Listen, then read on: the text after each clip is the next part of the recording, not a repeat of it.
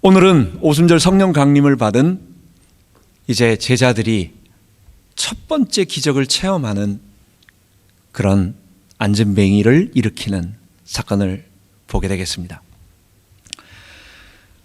우리는 옛날 번역이라 안진뱅이라고 말하지만 이걸 요즘 번역으로는 개역 개정에서는 그게 좀 좋지 않은 표현이라고 해서 그분들이 불편해할 수 있으니까 걷지 못하는 자, 나면서 걷지 못하는 자, 이게 너무 길어가지고 걷지 못하는 자 이렇게 하려니까 그냥 너무 남의 얘기 갖고 어려운 것 같아서 하여간 그냥 안진뱅이라고 옛날 번역대로 표현을 했습니다. 이 사건은 구약의 모세가 홍해를 가르고 여호수아가 가나안 땅에 들어갔을 때 여리고가 무너지고 또 태양이 멈추는 것 같은 신약의 그런 기적이에요. 이 기적으로 말미암아 사도행전에 놀라운 역사가 일어나게 되고 그 뒤에 5,000명이 일어나게 되고, 그러니까 얼마 전에 3,000명 그리고 조금 있으면 5,000명입니다. 여러분, 옛날 고대 도시 예루살렘 성 안에 몇 명 살았겠어요? 10만 명 못 사는 것입니다. 그거는 많아야 요세푸스 기록으로 한 2만 5천 명. 그러니까 그 짧은 시간 동안 그 예루살렘 성내에 있는 거주민들 중에서 절반 정도 되는 사람들이 갑작스럽게 예수를 믿게 되는, 그것 때문에 놀라운 사람들이 저거 이상하다, 저거 뭔가 다른 게 있다. 처음에 제자들이 방언하고 말씀 전하는 것 듣고는 그 정도로 생각을 했는데 이 오순절 성령 강림이 안진뱅이를 일으키는 사람들에게 가시적인 것으로 보여지니까 복음이 폭발적으로 정말 걷잡을 수 없을 정도로 나타나게 된 것입니다. 여러분, 이건 누가 일으킨 것입니까? 이건 베드로 개인의 권능이 아니에요. 구약의 모세와 여호수아의 그 기적, 구약의 엘리사가 하늘에서 불을 내리고 또는 죽은 자를 갖다가 아이를 살리고 하는 이런 기적과 신약의 베드로가 했던 이 기적과 다른 게 하나 있어요. 뭔 차이입니까? 신약의 베드로의 기적은 예수 이름이 기적으로 나타난 거예요. 베드로 스스로가 자기의 힘으로 일으킨 것이 아니라 예수 그리스도의 이름이 보이지 않는 성령님으로 임하신 예수 그리스도께서 직접 베드로가 전하는 말씀, 베드로가 지금 이 사역해 나가는 하나님의 과정 이 속에서 친히 자신을 나타내 주셔서 기적을 일으킨 거예요. 그래서 예수 이름의 권능으로 기도해라 말씀하시던 예수님이 성령으로 직접 사역을 시작하신 첫 번째 역사가 뭐냐? 이후에도 계속 그 역사인 것입니다. 구약의 기적과 구약의 선지자들의 기적과 신약의 사도들의 기적과 다른 것은 뭐냐? 신약의 사도들의 기적은 선지자들처럼 개인의 능력이 아니라 하나님이 그때 그 사람에게 주신 능력이 아니라 이거는 사도의 능력이 아닌 예수 이름의 능력인 것입니다. 예수의 능력을 체험할 때에 제 9시 기도 시간에 그랬습니다. 이스라엘 시간은 해 뜨면서부터 0시가 되는 거예요. 그러니까 6시에 해가 뜬다고 보고 그때 0시, 제 3시 하면 아침 9시, 12시, 그러니까 제 6시 하면 12시, 그리고 제 9시 하면 오후 3시가 되는 것입니다. 다니엘서 6장에 보면 다니엘은 조서의 어인이 찍힌 줄도 알고 우상에게, 왕이 만든 느부갓네살 신상에게다 절하지 않으면 사자굴에 들어간다. 그러한 조서에 찍힌 줄도 알고 다니엘은 하루 3번씩 늘 하던 대로 자기 습관대로 시간을 정해놓고 하나님 앞에 기도하기 시작한 것입니다.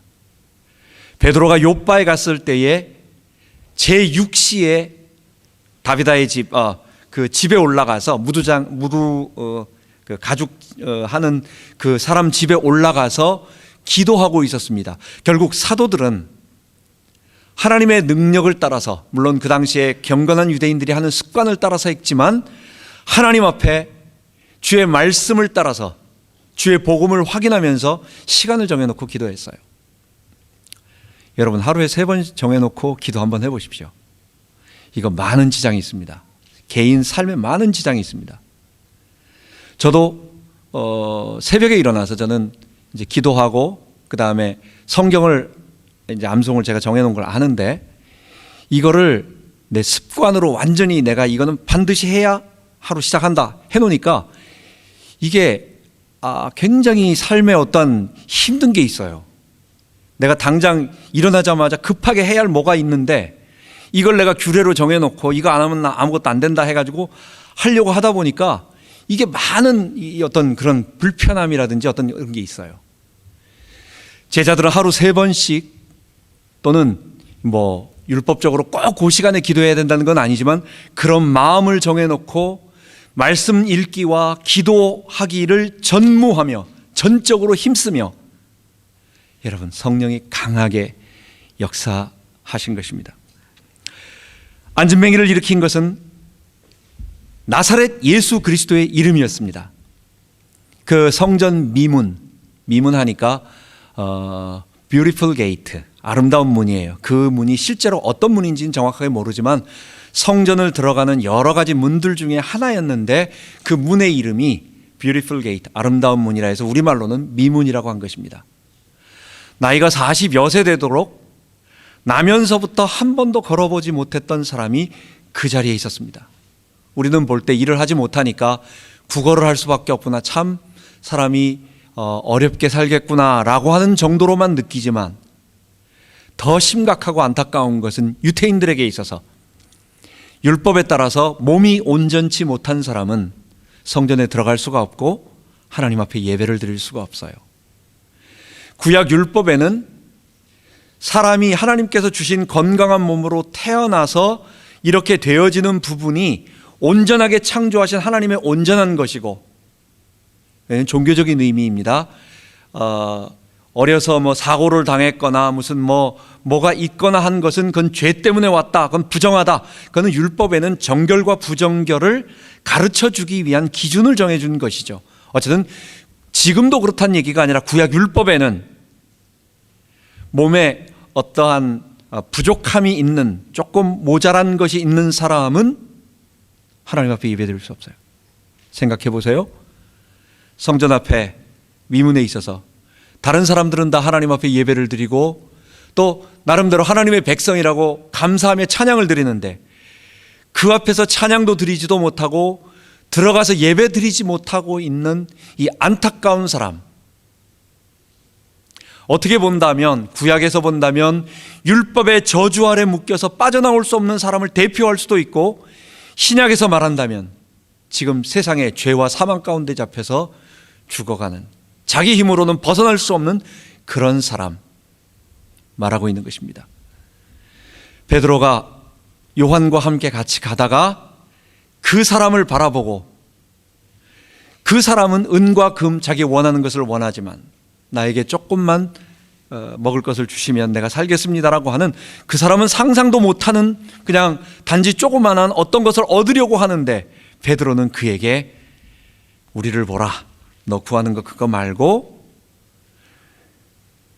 은과 금은 내게 없지만, 네가 원하는 은과 금은 내게 없지만 내게 있는 것을 내게 준다라고 말할 때 그 내게 있는 것이 무엇이에요? 그 베드로의 마음속에, 그리고 요한 마음속에, 그리고 그들이 예수님을 통해서 배웠던, 그리고 그 부활하신 예수님이 그에게 성령으로 충만하게 역사하셨는데 그의 속에 가득 차 있는 게 뭐예요? 그게 바로 예수님 자신이었어요. 얼마 전에 나와 함께 하던 그 예수님이 지금은 성령으로 함께 하시고 이제 당신 속에도 성령으로 역사하셔서 영원한 저주에 묶여서 하나님께 예배드리지 못하는 당신을 치유할 수 있다. 당신도 하나님 앞에 나와 예배드리고 율법의 저주에서 벗어나 죄와 사망에서 벗어나 하나님의 백성이 될 수 있다. 베드로는 그 사람에게 그 생명의 복음, 하나님 나라의 생명, 영생의 축복을 증가한 것입니다.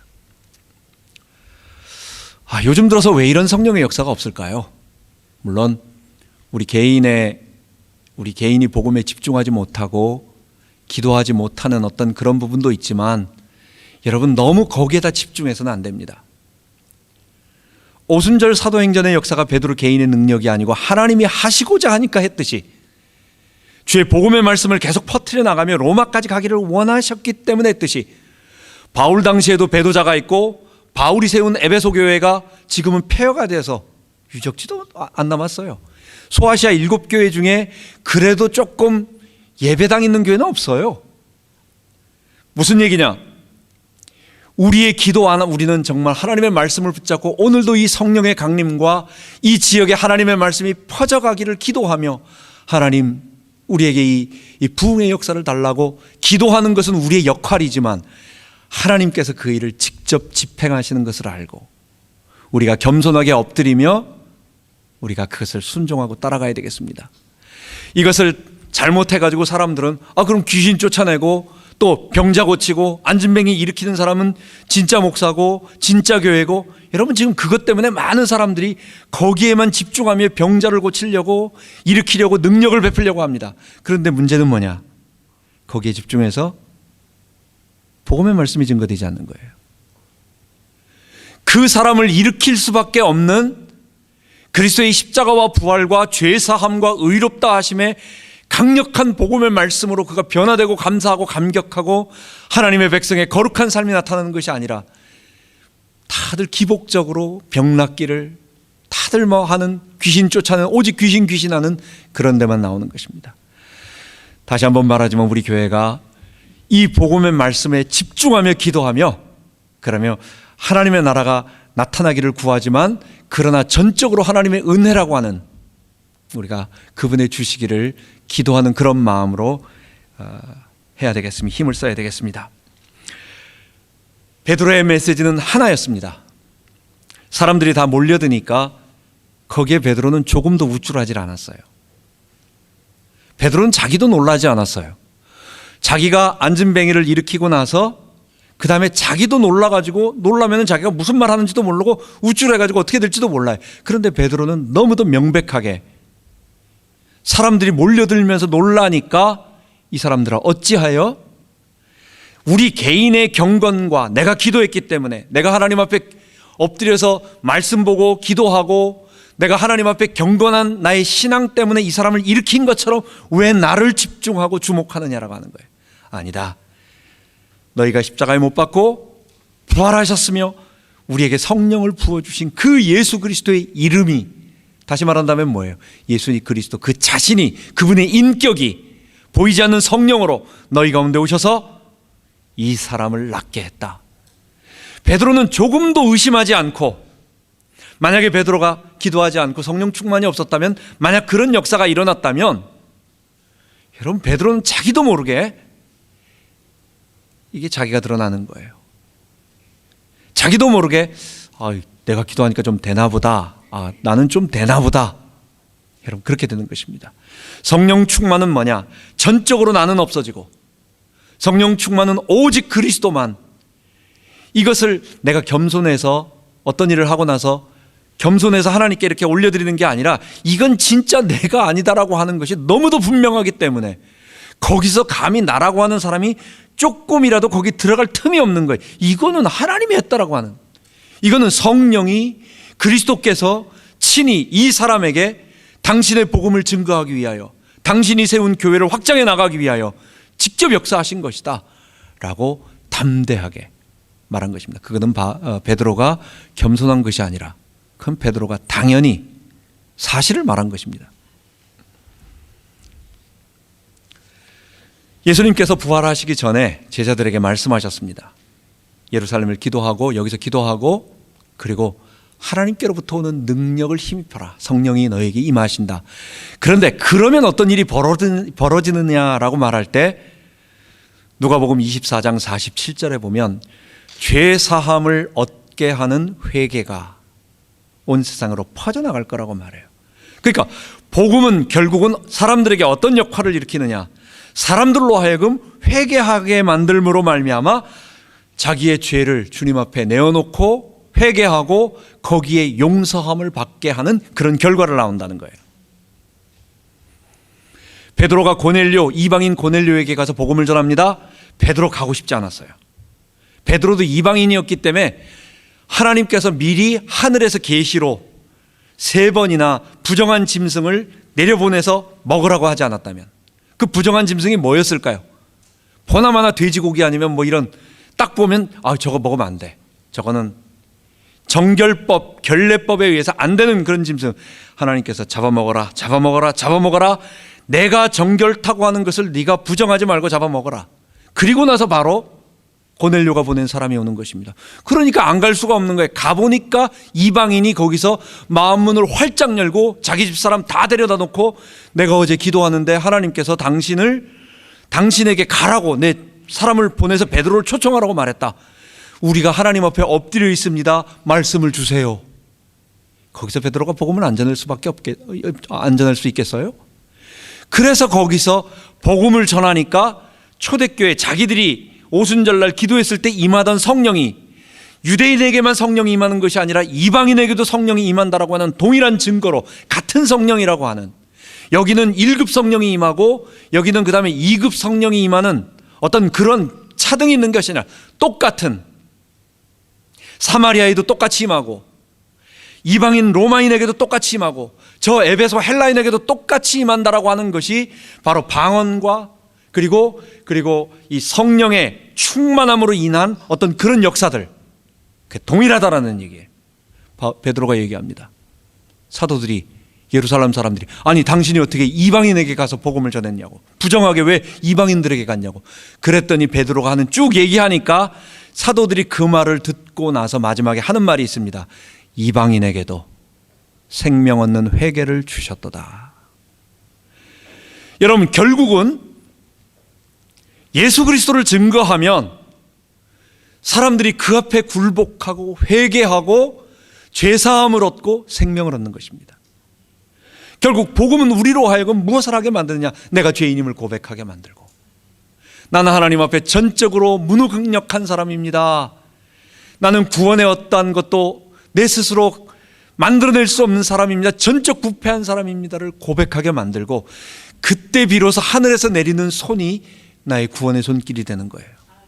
그게 내 공로로 내가 절벽을 기어 올라가는 행위 종교가 되지 아니하고, 하나님께로부터 내려오는 은혜의 손길, 믿음의 눈, 믿음의 손길로 그 주님께서 나에게 선물로 주신 구원을 수납하고 받아들이면서, 그러니까 감사한 거예요.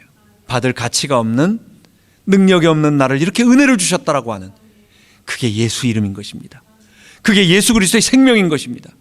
그게 예수 믿는 자들에게 나타나는 공통적인 표현인 것입니다. 우리가 예수를 믿을 때 한 번의 회개는 일어납니다. 정말 내 속에서 사실 어떤 분들은 너무 지나치게 어렸을 때 젖 먹을 때까지 죄 졌던 거 다 끄집어내야 된다고, 저 뱃속에 있는 것까지 다 끄집어내야 구원받는다라고. 여러분 생각 안 나는데 어떡할 거예요? 우리가 회개할 때 예수님 처음 믿고 나 예수님 믿겠습니다 하고 예수님 영접할 때, 아니 내 속에 있는 죄를 어떻게, 생각나는 건 나는데 안 하진 않죠. 우리가 나는 거야 당연히다 하지만, 그럼 기도를 갖다가 며칠 해야 되겠어요? 한 일주일은 해야 될걸요, 최소한. 그건 착한 사람이 일주일 하는 거고. 무슨 말이냐, 극단적으로 안 하고 회개라고 하는 것은 뭐냐, 내가 아담처럼 하나님을 거부하고 내가 주인 돼서 살아가는 사람입니다를, 그 근본적인 나의 마음의 보좌의 왕노릇하는 것을 뽑아내는 거예요. 내 면류관을, 내 머리에 쓰고 있는 면류관과 내 보좌를 주님 앞에 다 내어드리는 행위, 여러분 그것이 예수 앞에 회개하는 것이고, 그리고 그 예수님을 나의 주님으로 모시는 것, 이게 구원입니다. 이 구원의 회개를 한 번 하는 것입니다. 그런데 이제 우리가 살아가면서 내가 아무리 예수님을 내 주인으로, 내가 정말 진심으로 내가 그분을 모셔드렸어도 우리는 늘 죄의 본성이 있잖아요. 우리는 몸 자체가 자석처럼 돼 있어가지고 그냥 모든 쇳덩어리를 자석이 다 끌어당기듯이 모든 것을 나 중심적으로 생각하는 본성을 가지고 있어요. 그게 아담의 죄예요. 그게 모든 사람이 가지고 있는 아담의 본성이에요. 그렇기 때문에 이거는 내가 자꾸만 의도적으로 나는 아니다, 내가 아닌 오직 그리스도, 나는 쇠하여야 되겠고 주는 흥하여야 되겠고, 이것을 맨날 고백하다가도 고백하는 순간 안 될 수가 있어요. 그게 우리 죄인이에요. 천국 갈 때까지 우리는 죄와 싸운다라고 표현하는 거예요. 그런데 그렇지 않고 일주일에 한 번 나와가지고, 그것도 주일날 와서 그냥 듣기 좋은, 우리가 그냥 어떤 좋은 얘기들, 나에게 유익한 얘기들만 앉아서 듣다 보면 우리의 삶 자체가 여전히 죄 가운데 사는 것입니다. 어쨌든 주님을 향하여 달려가는 우리의 삶 속에서 나도 모르게 짓는 그런 죄들을 반복적으로, 우리가 죄에 너무 어떤 컴플렉스 같이 그냥 죄 맨날 이러는 건 아니지만 근본적으로 내 삶이 주님께로 돌아가야 된다. 내가 예수의 주되심을 고백해야 된다. 나는 아니고 주님이 왕이시다라고 하는 것이 그냥 자연스럽게 내 삶의 행동이 되어질 수 있도록, 그걸 우리의 삶에서 일어나는 반복적인 회개라고 하는 것입니다. 구원을 위한 회개는 단회적이지만 한 번이지만 성화를 위해서, 성화, 우리가 거룩해져가는 과정 속에서의 회개는 이거는 반복적으로 우리에게 이루어집니다. 그래서 신앙이 깊을수록 다른 사람들은 아무것도 아닌 것 같은데도 늘 더욱 겸손해져서 내가 주님의 거룩한 빛 앞에 서니까 나는 정말 주님 앞에 한마디도 내 얼굴을 드러낼 수가 없어요. 나는 늘 주님이 고맙고 나는 늘 주님이 나의 왕이십니다. 이런 고백이 자연스럽게 성화가 되어지는, 회개가 되어지는 사람들 속에 나오는 것입니다. 마지막으로 이제 베드로에게 임한 성령 충만을 우리 개인에게 적용해 보면서 오늘 말씀을 한번 정리해 보도록 하겠습니다. 베드로가 어부였습니다. 평범한 어부였어요. 이 사람이 공부를 많이 한 사람이 아닌데 율법학자들 평생을 율법을 공부하고 심지어 아마 내가 보기에는 모세오경을 처음부터 끝까지 다 외웠을 거예요. 지금 유대 랍비들 중에서 모세오경을 전부 외우는 사람들이 있어요. 그 당시는 뭐 오직 지금보다 더 했겠죠. 그런 율법 사내들인 사람들이 있다고요. 그런 사람들 앞에 가서 네가 뭔데 이렇게 사람들에게 복음을, 이런 말을 전하고 사람들에게 이런 일들을 하느냐 했을 때 베드로에게 얘기합니다. 근데 베드로가 그냥 주먹구구식으로 아무렇게나 말한 게 아니에요. 구약에서 얘기한 바로 3장에는 하나님께서 예수 그리스도를 이 땅에 보내시고 너희에게 그리스도라고 하는 사실을 알려주셨는데 그분이 사람들의 손에 의해서 못 박혀 죽으시고 부활하시고 그리고 그분이 성령으로 부어주셨다. 근데 이거는 구약의 선지자들로부터 약속한 예언의 성취였다. 이거를 쭉 얘기하니까, 그리고 나서 마지막 결론이 오늘 4장 12절인 것입니다. 다른 이로서는 구원 얻을 수 없나니 천하 인간에게 구원을 얻을 만한 다른 이름을 우리에게 주신 일이 없음이라 말했습니다. 여러분, 어떻게 베드로가 그 학자들 앞에 가가지고 무슨 구약을 인용하고 그러겠어요? 자, 성령 충만 받았더니 베드로에게, 그 평범했던 베드로에게 갑자기 평생을 율법을 연구했던 율법 학자들이 가지고 있는 지식을 뛰어넘는 성경 지식이 그에게 임한 게 아니에요. 생각해 보세요. 베드로가 갑자기 공부도 하지 않고 성령 충만 받았더니 이 사람들은 평생 공부한 것보다 더 뛰어난 지식 알게 됐다. 그게 아니에요. 베드로는 성령 충만 받으니까 이 사람들이 평생을 공부해도 알지 못하는, 바로 그들이 기다리고 그들이 예언을 상세하게 주석하며 연구하고 알아보려고 노력하고 이게 무슨 뜻인가 라고 하려고 했던 많은 부분들의, 그들이 난제요 논쟁거리요 그들이 연구해왔던 모든 부분들이 예수 그리스도 안에서 옛 언약과 새 언약이라고 하는 것으로, 그리고 율법이라고 하는 것과 복음이라고 하는 것으로, 그리고 하나님 나라의 회복이라고 하는 것이 교회의 성취와 그리고 교회의 탄생으로 이루어졌다라고 하는 것을 명확하게 보게 된 거예요. 그리고 그것이 혼자 개똥철학으로 그럴 것이다라고 혼자 깨달은 게 아니라 그게 구약 성경에 있는 예언의 성취였고 그게 분명했고, 뿐만 아니라 자기가 성령을 받았고, 그러니까 이건 내 능력이 아닌 하나님이 임하시는 피할 수 없는 그거였고, 그게 나에게만 나타나는 것이 아니라 저 사람에게도 내 힘이 아닌 내 속에서 역사하시는 성령이 직접적으로 저 사람에게 나타났어요. 증인 앞에는요 아무도 말을 못하는 것입니다. 성령 충만은 우리로 하여금 수많은 사람들이 공부하고 알고 싶어하는 구약의 율법들, 그것을 예수 그리스도 안에서 자유함과 행복함과 그리고 실제로 우리가 지킬 수 있는, 기쁜 마음으로 지킬 수 있는 성령의 그 은혜로 이룰 수 있도록 우리에게 다 보여주시는 거예요. 요즘 들어서 어떤 사람들이 이러한 그리스도의 성령의 충만함을 우리에게 주신 것을 잊어버리고 옛 언약으로 자꾸 돌아가려고 하는 사람들이 있어요. 이렇게 동영상에 보면 히브리어를 많이 이렇게 하고, 아니 어떤 목사님은 머리에다가 키파라고 해서 이 빵모자 하나 쓰고 유태인 예배를 드리고 있는 거예요. 요즘 들어 자꾸만 그쪽으로. 그런데 우리가 메시아닉 주라고 표현하는데 메시아닉 주 중에 좋은 분들이 있어요. 우리가 생각하는 메시아닉 주라고 하는 것은 히브리 크리스찬입니다. 그러니까 이스라엘 유태인 중에서 예수를 믿는 우리와 똑같은 그리스도인. 이건 우리가 정말 칭찬하고 정말 박수치고 우리의 형제로서 너무 해야 돼요. 그런데 극단적인 한 부류의 메시아닉 주라는 사람들은 우리는 유대교에서 개종한 적이 없다. 우리는 유대교에 있지만 우리는 지금 메시아 예수님을 발견했고 그래서 이방인 당신들도 우리는 기독교라고 부르지 않는다. 이 메시아닉 주 안으로, 이 유대교 안으로 들어와서 예수를 믿어야 된다. 이렇게 말하는 거예요. 그래서 메시아닉 주와 메시아닉 이방인, 메시아닉 젠타일 둘이 합쳐져서 온 이스라엘이 구원을 받으면서 한 새로운 사람을 만든다. 그게 교회다. 우리는 그렇게 말하지 않습니다. 이방인이나 헬라인이나 유대인이나 모두 다 그리스도 안에서 더 이상 어떠한 차별도 없고 우리는 다 동일한 하나님의 한 백성이에요. 그게 한 새로운 사람이에요. 여러분, 뭐 때문에 유대교로 돌아갑니까? 뭐 때문에 유대교의 그 절기들이나 이런 거 유대인들의 실제적인 어떤 회당이나 거기서 하는 것들을 배워서 신약의 이런 말씀하고 좀 더 신약의 것을 풍성하게 가르치는 건 좋습니다. 저도 많이 배웠어요. 그런데 그거 도를 넘어서 가지고 아예 글로 가는 사람들이 있어요. 여러분, 이거 안 되는 겁니다. 아니, 예수님이 얼마나 시시하게 보였길래 옛 언약을 완전히 성취함으로 말미암아 옛 언약을 잘라서 버려버리는 게 아니에요. 옛 언약은 새 언약 속으로 들어오는 거예요.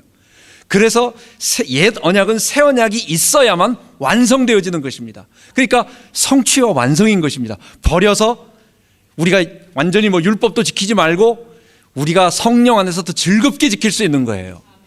그런데 이것을 모르고 일반 교회가 시시하고 다 아는 예수 십자가 그거 말고 새로운 거 없나 찾다 보니까 유대인들이 막 제대로 믿는 것 같으니까 글로 가버리는, 이게 그리스도의 십자가를 더럽히는, 이게 갈라디아 이단이 되는 것입니다. 두 번째로 베드로는 그가 가지고 있었던 내적 상처를 그리고 수치 이런 것들을 다 성령 충만으로 체험받게 됐어요. 베드로는 예수님이 자기를 처음 부르실 때 예수님이 자기에게 그러니까 너를 제자라고, 수제자로 부르셨어요. 첫 번째 제자라고. 그는 여러 차례에 베드로를 갖다 세우셨어요. 근데 베드로가 뭡니까? 예수님이 막상 겟세마네에 이렇게 잡히실 때 예수님을 지켜주지도 못해서 오히려 너무 흥분을 해가지고 칼을 들고 사람을 침으로 말미암아 귀를 뱄어요. 이거는 지금 그냥 놀래가지고 예수님 보호하려고 한 게 아니라 자기 하다가 이렇게 된 거예요. 예수님이 책망합니다. 검을 쓰는 자는 검으로 망한다고. 그거 안 된다고. 심지어 가야밧들에서 예수님을 3번이나 부인합니다. 그러니까 결국은 수제자로 부르심을 몇 번이나 주님이 말씀하셨음에도 불구하고 그는 주님을 지키지 못하고 성도들을 자기 제자들을 딱 이렇게 이끌어서 교회를 주님의 말씀을 이렇게 하도록 하지도 못하고 더욱이 예수님을 3번이나 부인했다라고 하는, 여러분 이거 정말 내 마음속에, 자기 마음속에 수치와 부끄러움과 그런 어떤 상처로 남아있는 것입니다. 성령 충만은요, 베드로의 그 모든 마음의 주님을 향한 아픔과 상처를 다 치유하고 회복한 것입니다. 우리 모든 사람들은 이 죄가 가져다주는 수치, 부끄러움,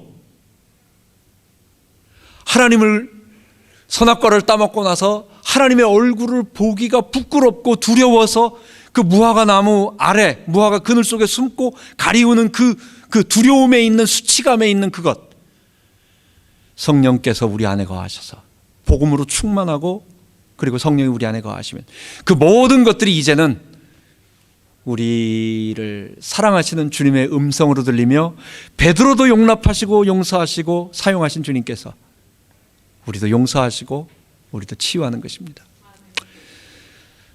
상처는 내가 없다고 생각하는데 상처는 뭘 상처라고 말하느냐? 여러분도 평소에는 아무것도 없어요. 우리가 무슨 상처가 있습니까? 이렇게 생각하잖아요. 근데 어떤 말을 들었다. 어떤 부분에 내가 어떤 말을 들었을 때 내가 반응이 와서 좀 아픈 느낌이 있다. 그게 상처예요. 지난날 나의 예를 들어 어렵게 살았던 나의 가정의 환경 아니면 누구로부터 어떤 부끄러움을 당했던 일 기타 내가 이전에 살아왔던 죄의 세상 속에서 살아왔던 나의 아픔들에 대한 모든 것들이 그게 나도 모르게 지금은 드러나지 않기 때문에 아무것도 없는데 그게 내 내면 속에 잠겨져 있어요. 근데 그게 어느 날 지나가다가 별 말하는데 툭 이랬다. 그게 아픈 거예요. 제가 한번 크게 어려운 적이 한 번 있어요. 교회에서 이제 새벽 기도를 조그마한 집에서 이제 주일 예배를 빌리니까 하는데 제가 부목사니까 새벽 4시 반에 가서 교회 문을 열고 우리 예배당으로 하는 거기 문을 열고 들어갑니다. 근데 그때 급하게 들어갔어요. 한 5시 조금 안 됐어요. 그래서 들어가자마자 제가 앰프를 조금 세팅하고 찬양 틀어놓고 이제 제가 준비하고 제가 말씀을 전하는 겁니다. 부목사 때. 근데 내가 시간이 없으니까 빨리 들어가서 해야 할 일이 있으니까 빨리 들어가서 문 열고 들어갔는데 열쇠를 열고 들어갔는데 이게 안에서 이렇게 열어놓지 않고 하니까 뒤에 사람이 잠긴 거예요. 근데 내 뒤에 누가 집사님이 한 분 따라왔네. 근데 문이 잠겼어. 목사님이 날 미워해서 교회에 들어가지 못하게 했다. 기도 오지 말라고 하나 보다. 이래가지고 얼마나 내가 그러니까 나는 그런 일이 있는지도 몰랐어요. 한참 후에 그분이 나를 보면 얼굴을 탁 피하고 외면하고 자꾸 그러시는 거예요. 그래서 글쎄 내가 뭔 잘못을 했나 이랬는데 목사님을 통해서 한참 후에 뒤에서 들린 거예요. 여러분 보통 사람 같으면은 우리 여기서 마찬가지처럼 문 열고 안에서 열어놔야 되는데 저거 열지 않고 어떻게 하다 그냥 들어갔구나. 이건 뭐 아무 문제가 되지 않는데 그분에게서는 어떤 가정의 아픔이나 이런 것들이 본인에게 상처로 남는 거예요. 이건 한 그분에게 있는 어떤 것들인데 이런 거 말고 우리 개인에겐 다른 부분으로 있습니다. 모든 사람들은 다 자기의 상처가 있습니다. 근데 주 예수 이름을 믿으면 그리고 성령께서 우리를 치유하시면 이제는 내가 그것을 당해도 그것이 나의 기쁨이 되고 오히려 그것 때문에 그런 아픔이 있는 사람들에게 복음을 전하는 좋은 기회가 되는 것입니다. 마지막 세 번째, 베드로는 예수님께서 그를 부르시자마자 게바라고 불렀습니다. 너는 게바라. 그리고 나서 다시 한번 베드로라고 말하면서 내가 이 반석 위에 내 교회를 세우겠다고 말씀해 주셨어요. 그런데도 예수님이 십자가에서 죽으시고 나서 심지어 부활하신 모습을 만났음에도 불구하고 베드로는 교회를 베드로의 신앙 고백을 주는 그리스도시요 살아계신 하나님의 아들이라고 하는 이 증거의 말씀을 가지고 교회를 이끌어 나갈 만한 아무런 힘이 없었어요.